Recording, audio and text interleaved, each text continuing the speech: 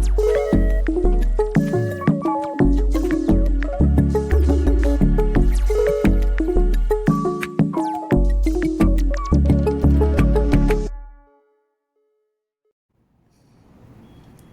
everyone, welcome back to the Congressional App Challenge Debugged podcast. I'm your host Medha, and today our guest is Suzy Welch. Suzy Welch is a business journalist and best-selling author, a professor of management practice at NYU Stern School of Business. Suzy is also a senior advisor to the Brunswick Group and a regular contributor to the Wall Street Journal. At Stern, she also created and teaches the popular class, Becoming You, crafting the authentic life you want and need. She also teaches the Leadership Survey class, developing managerial skills, and consults to the school's Leadership Accelerator. Suzy, thank you so much for coming on. How are you doing? I'm great. I'm so happy to be here. Thank you for having me. Really appreciate you being there. And so I'd love to just dive right into it.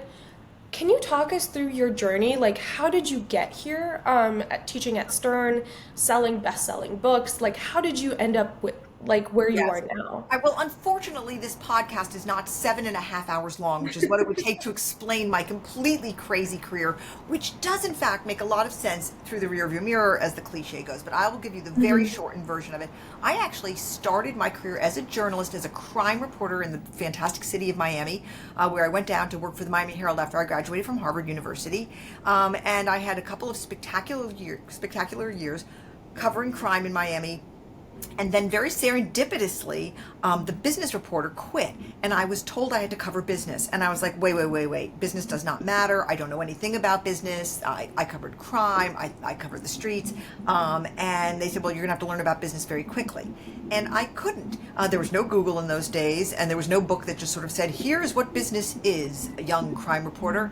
And so I thought, wow, I have to go back to school, because I found it to be quite fascinating. There were things about business that I totally loved. Like, I love the fact that they were not, business in general was trying to build things. They were trying to create things. It was not people on the outside looking in saying, like, you're bad, which is basically what we did as journalists. And instead, they were people who were trying to build companies and hire people. And I was like, wow. And they also get to work in really cool places that are not scuzzy like newsrooms. And I was riveted by this concept. And I came from a family of artists. I had no option, no understanding from my own background of what business was. So I thought, okay, I'm going to go to business school. And I, at the time, had moved to Boston because I had gotten married. And I applied to Harvard Business School because it was in my backyard. And in one of the great mysteries of all time, I was accepted there, went to business school, fell madly in love with it, loved business, just couldn't believe what I had almost missed with my life. I ended up working first at Bain as a consultant. I thought I really needed some business chops. I went into their manufacturing practice, learned a lot about manufacturing, and then I went back and became a business journalist, combining both my new knowledge of business and my ability to write and write very quickly, which is what journalists do. And then my life went on. I ended up working for Oprah as a writer at her magazine and wrote a bunch of different books about business and careers that did very well. And then, very unfortunately, 4 years ago, my husband passed away after a long illness. And it was a moment where a lot of people were reinventing themselves, and I was one of them.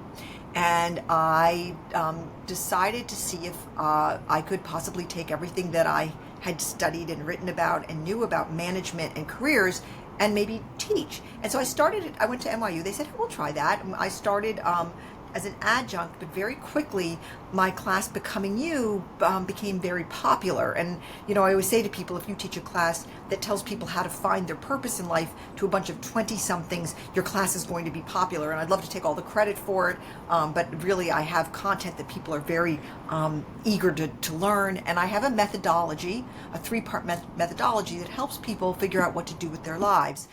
Because especially smart people, like the people listening to this podcast, hello everybody out there, you're obviously very bright, and the world can seem like, oh, there are just so many options. Which version of myself do I want to be? I mean, this is not a methodology for people who have few options. It's for those of you who have a lot of options and can't make up your mind which version of yourself you should be and want to be. And so that's what we delve into, and it's a very transformative process.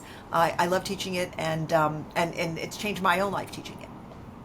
That's an absolutely incredible story, and And as you said, it totally makes sense in the rear view mirror, like why Yeah. you ended up where you are, right? Right.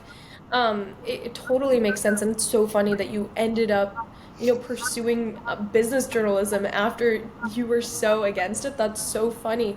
Um, and I think it's also so interesting about like, how what you said about like there's so many versions of yourself, right? I was just at a conference this past week. I was at South by Southwest, and one quote that I remember is that someone said, "You can choose to tell your story however you want," and I think that totally rings true because people have so many different passions. Like they're so multifaceted, and so Yes. I'm curious for I want to someone. I want to put a twist on that.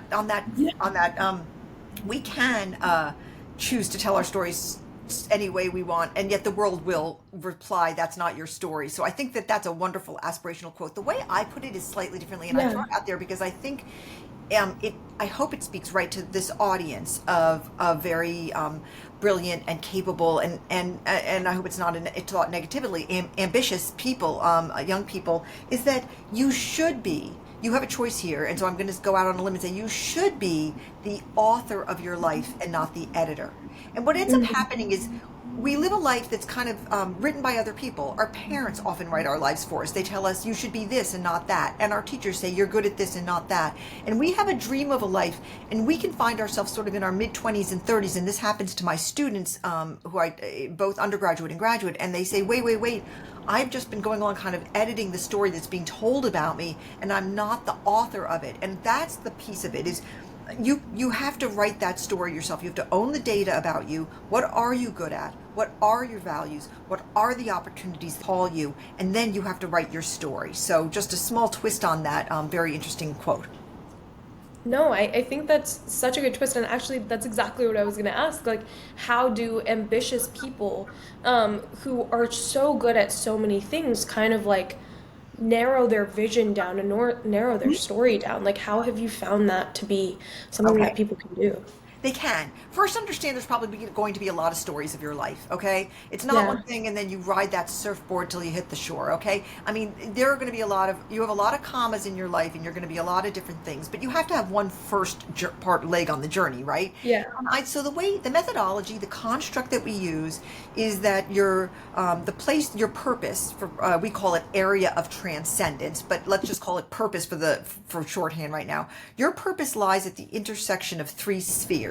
And if you will, in your mind, imagine these three spheres. The first one is your values. Those are your deeply held beliefs, your non-negotiable wants, what you really believe in, how you want to live, what you believe about your character and your identity, your values. Okay, and just I'll say this later, but if we get to it, but you very rarely know your own values without really working hard to find them out. So there's more work involved in knowing your values than you think, because again, people often tell you what your values should be. Okay, so imagine the first sphere is your values. That second sphere is your aptitudes, what you're uniquely good at, better at than other people. Okay, and so that could be for many of you coding, and for you, many of you could be some aspect of technology, but there are other parts of you that you need to know about, that you're very good at, and they include things like spatial reasoning and how you interact with people. And one part of what you're uniquely good at is linked to your personality. In my class, we spend a lot of time with people figuring out how they're experienced by the world, because whether you like it or not, your personality, I'm sorry, about to say something very hard here, your personality is not the list of words you use to describe yourself. It's not. It's how the world experiences you. I've heard people describe themselves as kind, generous, courageous, ethical, and then they get back their 360 feedback when they're we get 20 raters to tell them how the world experiences them, and they're not experienced that way at all. Okay, and so you have to understand, personality is not a story we get to make up. Personality is how we are experienced, and that has a lot to do with what you're very good at. Okay, that's the second sphere.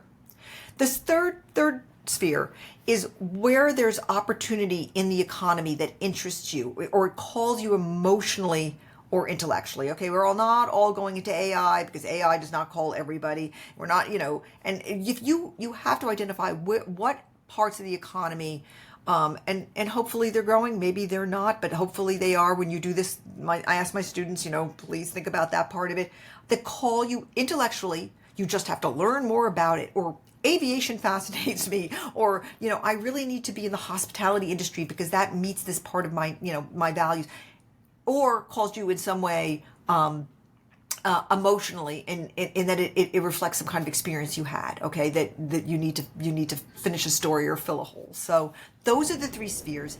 At that intersection, we call it your area of transcendence. Transcendence is the term that's above self-actualization, which means sort of living your best life. But people your age, and I'm speaking to you, but also your listeners, people your age, living your best life is not enough. You want to give back.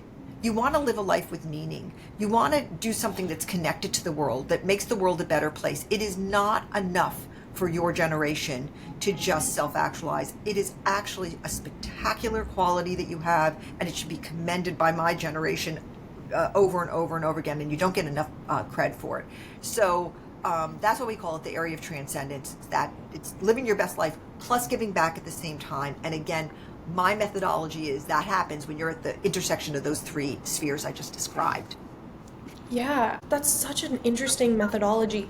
And two things I want to call out there is I think first is economy, I think is something people really don't look at. People are like, oh, I'm passionate about this, let me just do it. But it's like position yourself based off of what your interests are, but also what's growing. I think Yes. that's a really interesting Yes. intersection that's mostly overlooked. And then I think the second thing that I really want to call out and resonated with me was like, you can't choose AI just because it's the Yeah. biggest Right.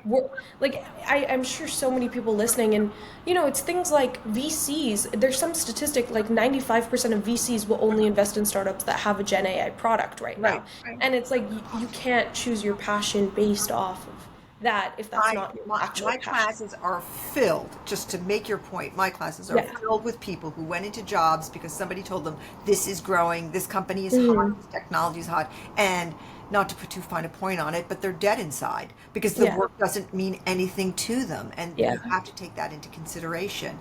And look, one of the things we think long and hard about in my class is how much money matters to us. Each person has a different number in their heart and Mhm. whole head and soul about how much money is enough. And that's really individual. And what is enough money for your parents and what your parents are expecting of you is different than what you might be expecting of yourself. You have to answer the hard questions about how much money and family matter to you to do Yeah. my methodology, which is why it's often called the class where everyone cries. Because Oh no. yeah, no, but in a good way, because you're doing the work. You're doing the work. Right. Your listeners know, because they've done spectacular things, that it wasn't easy, right? They worked the extra 5 hours. They went. I mean, anything Mhm. good that you get and know about yourself, you've earned it through a lot of really deep self-reflection. And actually, speaking of that, there's one of the things I'm speaking to a professor at the medical school right now because our work overlaps. And one of the things that they're finding out is that students in seventh and eighth grade are more in touch with their values and aptitudes than was previously thought. That if you ask a seventh or eighth grader, what are you good at and what do you care about, they actually know it better than they do when they're 20, because what they actually believe and know about themselves has sort of been beaten out of themselves by society and college applications and friend groups and prevailing narratives. And then the professor who's doing this work said if we could just go back to everybody's seventh and eighth grade self and say, what is it again that you should do with your life, we'd probably get better answers, or answers you're doing with your methodology, Professor Welch, the work that seventh and eighth graders are just doing in their heart and soul. So listen to that inner voice you've got. Now, it may not be telling you anything right now, and that's also very normal. But and for that, there's a process like mine. But you know a lot about yourself. Don't sell yourself short on that.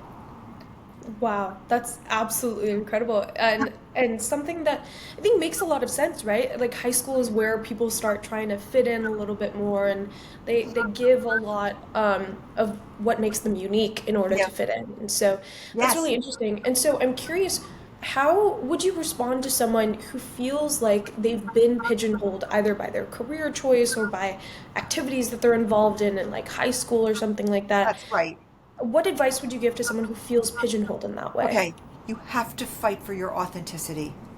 Fight, fight. It's the fight of your life to not let anybody tell you who you are. You have to, you know who your authentic self is, and you will be told certain things. And I mean, I had this a very personal experience with this, which is that I was told I was a good writer. Why? I was a good writer.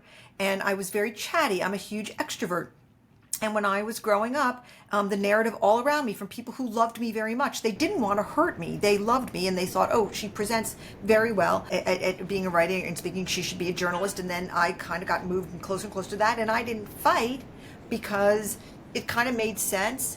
But I always had an uh-oh in me about journalism because I didn't like how mean journalists were. And I was always actually just I'm just a very friendly person. And I have a very big heart for humanity. And I think people should have the right to screw up and make mistakes without them being punished publicly all the time. That part, I always knew it about myself, but I was relentlessly moved in that direction.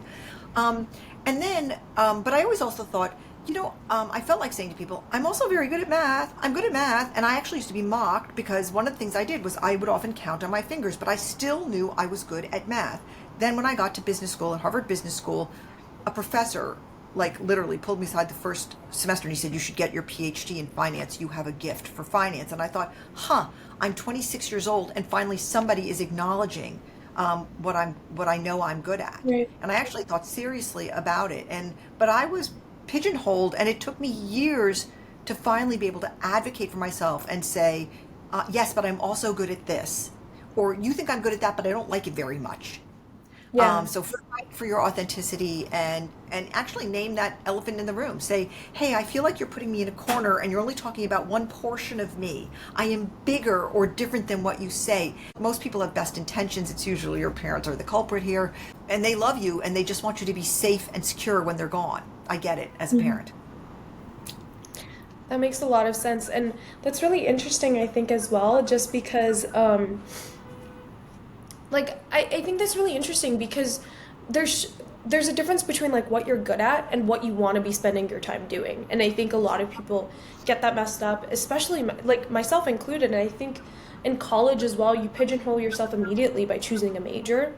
Yes. And I think people are so multidimensional. And so I'm curious, like, for people that are technical minded, for Yeah. any of your students that are more technical, like yourself, like someone who's like really into math, finance, computer science, and most of our listeners, they're really big into technology and they're coders. What are some common, traps that you see them falling into?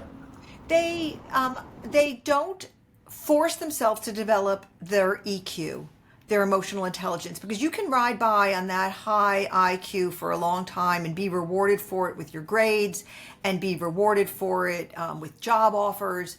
But in the long run, all the research tells you that to really scale the heights, to build a company, to get funding for your company, to rise up in a company that already has funding, it is your people skills that you have to have finely honed. And they just let it ride. They think I'll get to that later or it doesn't matter for me, but it does matter. And so sometimes you have a natural bent towards introversion. What happens when you're a person who's as extroverted as me, married to the second most extroverted person in the world, is you have 4 children who are introverted. Oh my God, we didn't know it hit us. Okay, so my children have taught me a lot about introversion, and they had to learn skills to take their introversion and make it functional for them in the world. Otherwise, they would have let it go by because they were all very, very high IQ and they could have just gotten jobs that let them be. But if you want to achieve anything, build a company, get funded for your company, you have to learn how to talk to people. You have to practice empathy. You have to practice also, and they're all learnable skills. I had one of the best students I ever had. He was an engineer. He was in the Langone program at NYU, which means he was a working person getting his MBA. So smart. After class, I used to say to my TA that he is my smartest student. He always asked the best questions. And after class was over, and he graduated, he called me and he said, I want to talk to you about something very important. I don't know how to be with people. Can I talk to you once a quarter about how to be with people? And I said, I'm happy to do that. I'm happy to be your mentor doing that because you have so much talent, so much technical talent. If you could develop your EQ as well, your emotional intelligence, you will be unstoppable. Wow, that's incredible advice, and I think that's where we want to end on. I really appreciate this conversation, and I think will find it so helpful. Thank you so much, Suzy, for joining Yes. us. And anything else you'd like to add? Yes, I will say this, and it's absolutely, you can cut this out if you don't want it in here, but I actually give free webinars on my material, completely free, no strings attached, to talk more about what I do with my methodology. And you can go to my website to sign up for them, SuzyWelch.com. And if anybody wants to learn more, I do it 30 minutes at a time. It's live. I'm there, and I take questions at the end. Amazing. Well, thank you so much. Yeah. I will definitely be attending. I think it sounds so useful. Really appreciate your advice, Suzy, and I hope you have a great rest of your day. All To right, our thanks. listeners, thank you so much for joining us. My And we'll see you next week for a new episode.